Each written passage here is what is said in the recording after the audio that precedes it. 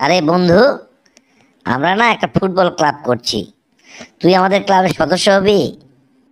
তোর কথা শুনে মনে হচ্ছে সদস্য হই, কিন্তু আমি তো ফুটবলের জানি না রে। আরে জানিস না তো কি হয়েছে, তাতে কোনো সমস্যাই নেই। আমাদের তো একটা রেফারিও দরকার, তোকে না হয় ওই দায়িত্বটাই দেওয়া হবে। প্রস্তাবটা খারাপ না। তো তোরা কি আগেও ফুটবল খেলতি? আরে তুই তো জানিস না, একটা সময় ছিল যখন আমাকে ছাড়া পাড়ার ফুটবল টিম কোনো ম্যাচই খেলতে পারতো না। আমি ছিলাম দলের সবচেয়ে গুরুত্বপূর্ণ আর অপরিহার্য একজন সদস্য। তাই নাকি? তারপর তারপর কি হলো? তারপরে আর কি হবে বল? আমাদের পাড়ার আরো একজন ছেলে ফুটবল কিনে ফেললো, তখন আমি না গেলেও চলতো। এই যে ভাই, কলা আছে? কলা থাকবে না কেন? অবশ্যই আছে। মানিক কলা আছে, সাগর কলা আছে। কি কলা আপনি নেবেন? মানিক কলা কত করে হালি আর সাগর কলা কত করে হালি? মানিক কলা হবে 30 টাকা হালি, আর সাগর কলা 20 টাকা হালি। কোনটা দেব? আপনি এক হালি সাগর কলাই আমাকে দেন। আরে ভাই, এ কি দেখছি? আমি তো নিজ চোখে বিশ্বাসই করতে পারছি না। কি আবার আপনি দেখলেন যে আপনার বিশ্বাস হচ্ছে না? কিভাবে বিশ্বাস করব বলুন? আপনি কলাগুলো না ছুলেই খোসা সহজে খেয়ে ফেললেন। আরে ভাই, আপনি তো আজব কথা বললেন। আপনার তাতে সমস্যা কি? খোসার আড়ালে কি আছে সে তো আমি আগে থেকেই জানি। কি নেবেন আপু? আমার 3 মেয়ের জামা দেখান। তা কোন জামাটা দেব? ওই যে ওই বড় জামাটা প্যাকেট করে দিন।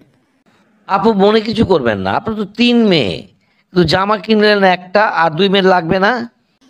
আরে না না, আর লাগবে না, ওই একটাতেই হবে। বড় মেয়ের ওটা হবে ফ্রক, মেজো মেয়ের মিডি, আর ছোট মেয়ের হবে ম্যাক্সি। ওই একটাতেই চলে যাবে ভাই, ওটা প্যাক করে দিয়ে দিন। শুনুন রশিদ সাহেব, এবছর কোম্পানির বিশাল লস। এই লসটা কিভাবে মেক আপ করা যায় বলুন তো? আমার মাথায় আসছে না স্যার, কিভাবে এত বড় লস মেকআপ করা যায়। চারটিখানি তো আর লস না, অনেক টাকা লস।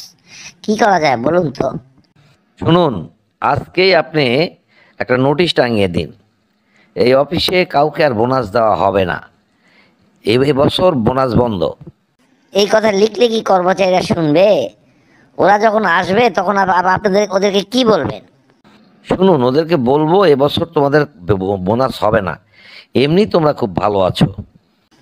ভালো না মন্দ আপনি কিভাবে নির্ধারণ করবেন স্যার? তাহলে প্রসেসটা বলছি শুনুন।